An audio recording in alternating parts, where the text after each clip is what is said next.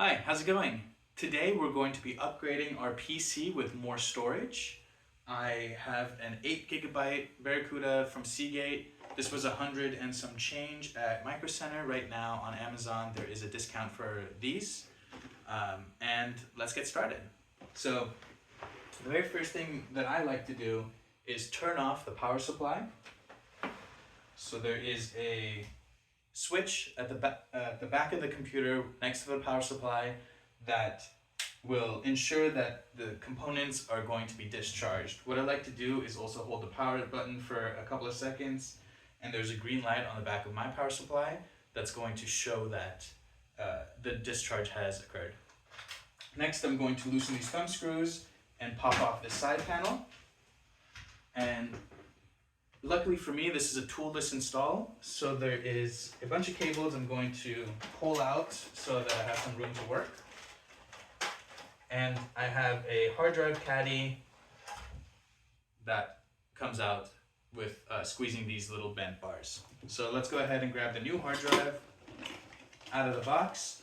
Now I tried to do this earlier with a used hard drive that I got from Adorama, if I'm pronouncing that correctly. Right off the bat, it was clicking, it was making noises, and I sent that back, and I'm out $10 shipping. So just go new, I guess. This has a 2-year warranty, and I bought this at a local shop. Best Buy has great deals on these. These are slower drive. This is 5,400 RPM. But anyway, let's go ahead and open this up.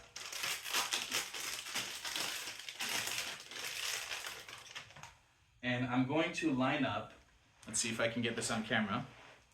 There's a couple of screw holes kind of all over the drive, but the ones that we're worried about are the top and bottom one here.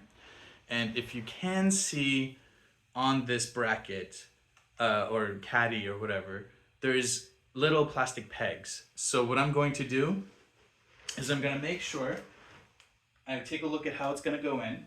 I'm going to line up my hard drive. Now I like to do the circuit board protected by the plastic, and essentially I'm going to take one side first, line it up, and I can tell by moving it up and down that it's locked in there. Then I'm going to bend back this side of the caddy and slip and slide the pegs in, and then you can take a look and see that it is fully seated in there. Next, I'm going to slide this back in.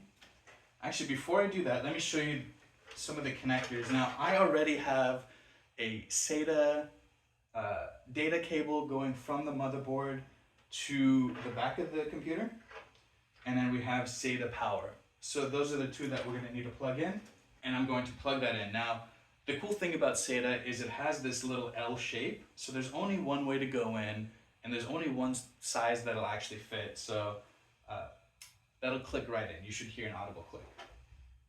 Before I connect the power, I'm going to seat this in here.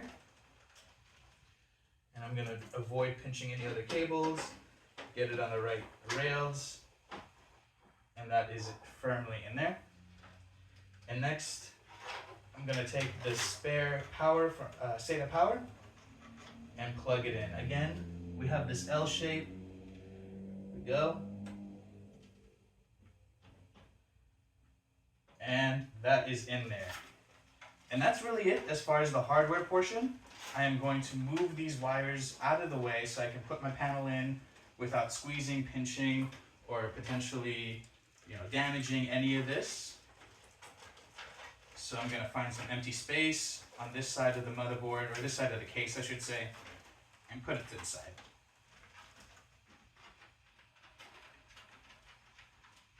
That should be pretty good.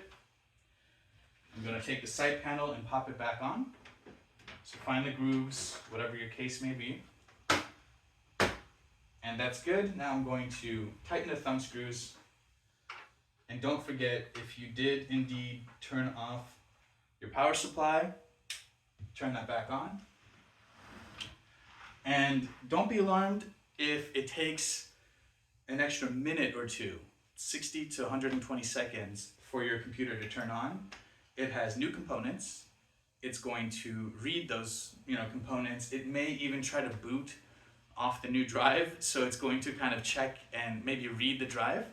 But it looks like we're good here. This blinking typically means that it's memory training.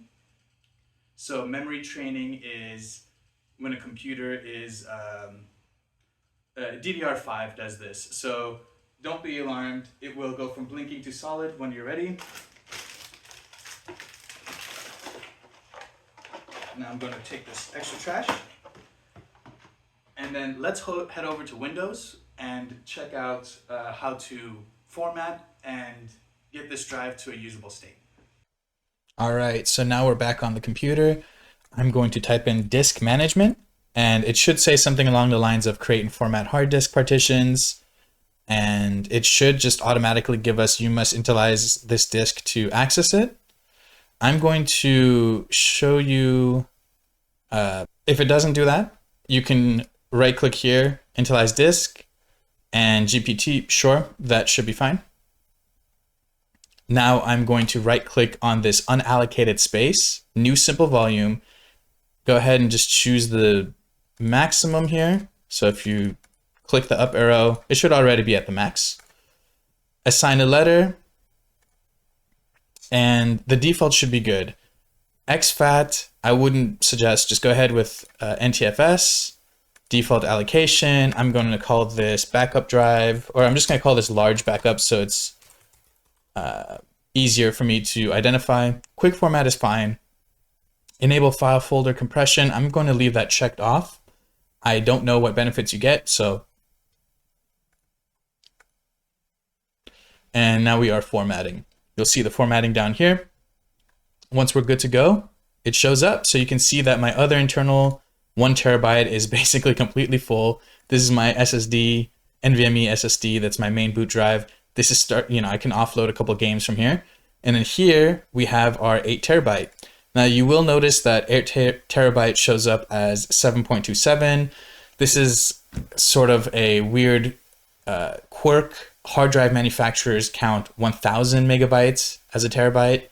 Windows and most operating systems, I think every operating system, counts 1024 as a terabyte. So there's going to be a little bit of discrepancy between what is the advertised space and what you're going to get here. I think they call it a TB versus terabyte. So there you go. But yeah, now we can create new files and folders in here. Everything's working nice. And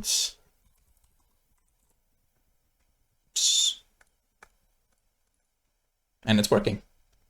Hope you learned something. And if you like this, like, subscribe, all that good stuff. Peace.